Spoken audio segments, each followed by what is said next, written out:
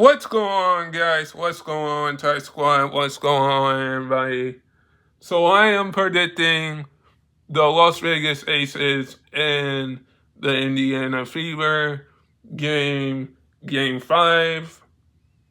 So Indiana did force a game 5 against the Aces, and I think this matchup going into it has been an interesting matchup. It has been back and forth.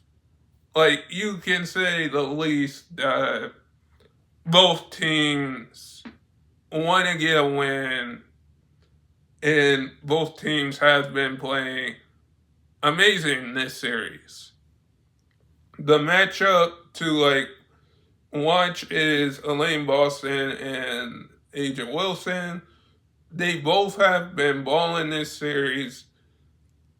Keith Mitchell been balling this series. Like, Kelsey Mitchell been balling this series. Like, game 1, Kelsey Mitchell scored 34. Game 2, she scored 13. And then game 3, she scored 25 and scored 25 in game 4. She had that big shot in game 4 against the Aces. For Agent Wilson, it's going to take some time.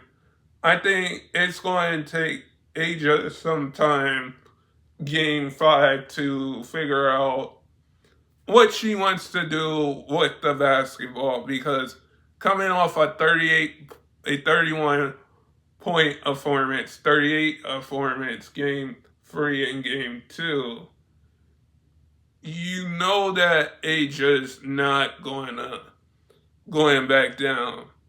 I think when you have going against Kelsey Mitchell, Elaine Boston, no Caitlin Clark, no Sophie Cunningham, having Lexi Holt, Sims, you have those players for Indiana that had a big game yesterday.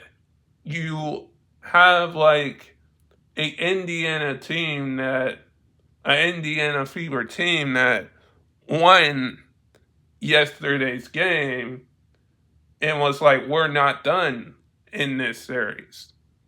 The one big question is that what I'm going to look forward to is see how Indiana goes into Las Vegas on Tuesday and play, because if you're able to win at home, you're able to get a win on the road. And I seen how the Aces played game 4. The Aces won game 4.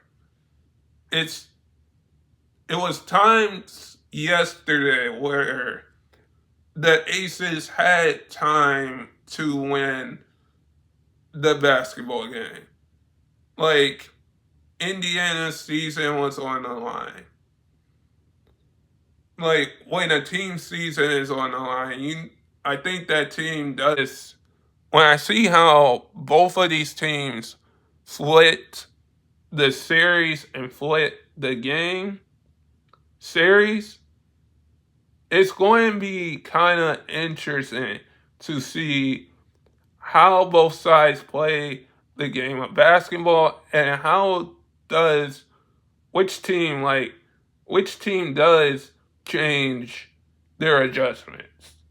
Because this is the final game. This is the best of 5. And I knew that somehow, some way in this series that it would go to 5. Like, if I see the Fever tomorrow night play solid basketball on the road with Elaine Boston after she had a 24-10 game yesterday, and I see Kelsey Mitchell score 27, Elaine Boston score 25 in a win, that that is what I'm going to look at. I'm going to look at how they got to the second round, how they beat the Dream, how they got to the second round without Caitlin Clark. Because this Fever team has been dealing with injuries. And the Aces haven't been back to the championship since 2023. So any way this game can go, I see as A'ja Wilson, a 4-time MVP and co-defense player of the year. She can ball. When you have Aliyah Boston, who played like the R-star she is, and played a style of, okay, I'm going to win this game. Like, she went in the post 12 or 14 times against A'ja. She hit those easy money buckets, and that is what I'm going to see is both teams hit easy money buckets, get easy money assists. Because I think what played a part in Game 4 was that Indiana had more of there was more better coaching from Stephanie White for Indiana. Like, when Becky Hammon and the Aces had 2 timeouts, I don't know why in the world the scoreboard table would take 1 timeout away from the Aces. Because both teams at that point, when Becky Hammon called a timeout, they were supposed to have 2 timeouts, 1 reset timeout.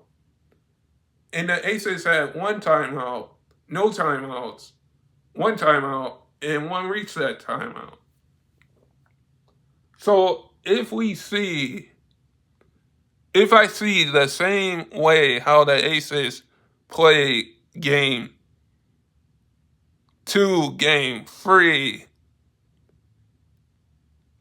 or if I see the Aces play Game 4, how they play Game 4 and Game 2, or how they play Game 1, and I see Indiana win this series, or I see Vegas win this series is tough. But guys, sub if you're new, and never give up your dreams. And I hope all of you guys are safe out there, and stay blessed, everybody, in peace.